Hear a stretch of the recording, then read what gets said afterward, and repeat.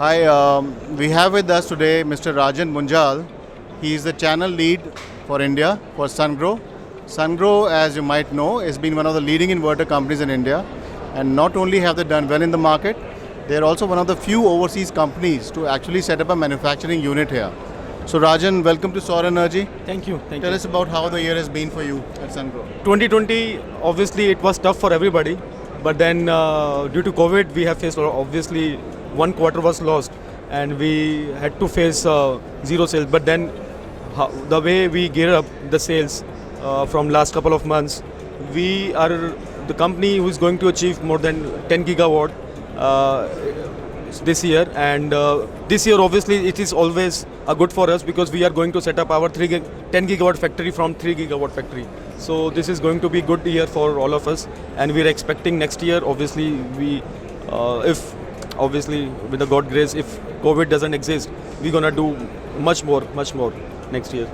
So Rajan, Sungrow of course has also been exporting from its Indian plant, and I think you will shortly hopefully announce your 10 gigawatt achievement for India also. So in all this huge numbers, did you find that the Indian customer is different from customers in other markets in any way? Indian customer is always different. We all know because we all are price sensitive. And coming to Indian market, it was a decision made by our chairman, because Indian market was always a focus market for Sungrow. And why we come to Indian market with 10 gigawatt factory? Because we wanted to create a confidence within the Indian territory itself. If you see among all the players, Sungrow is the only company who come as from China and being a local for Indian players. So we are not now only Chinese company, we are a global player and we are a local company for Indian market. So that's what we created confidence among all of us. So we've seen Sungrow has always had a very strong local presence, local influence I would say.